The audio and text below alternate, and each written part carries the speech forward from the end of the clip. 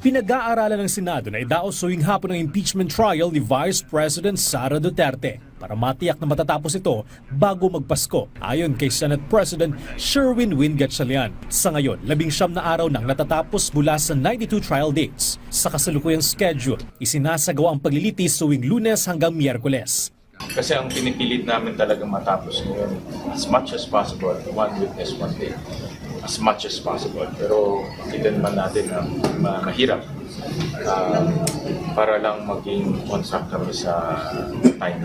Patuloy ang pakikipag-ugnay ng impeachment court sa prosekusyon, depensa at mga center judge para ayusin ang schedule.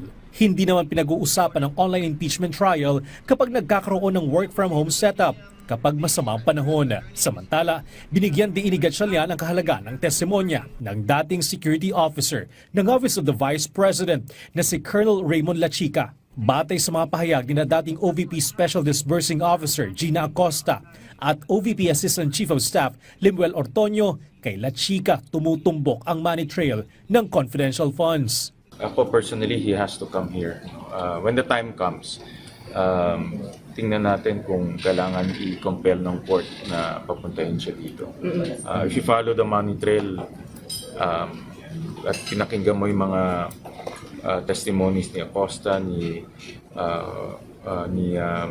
Ortonio, sa kanya talaga huminto ang money trail. So personally, ako as a senator judge, importante yung kanyang testimony.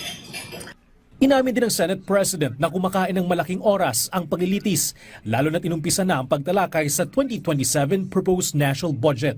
Para matugunan ito, pinag-aaralan na pahintulutan ng Senate Committee on Finance sa pamumuno ni Senator J.V. Ejercito na magsagawa ng budget hearings kasabay ng plenary session. Maaari itong magsimula sa 2 linggo ng Setyembre matapos ang mga konsultasyon. Bernard Ferrer, para sa Bayan.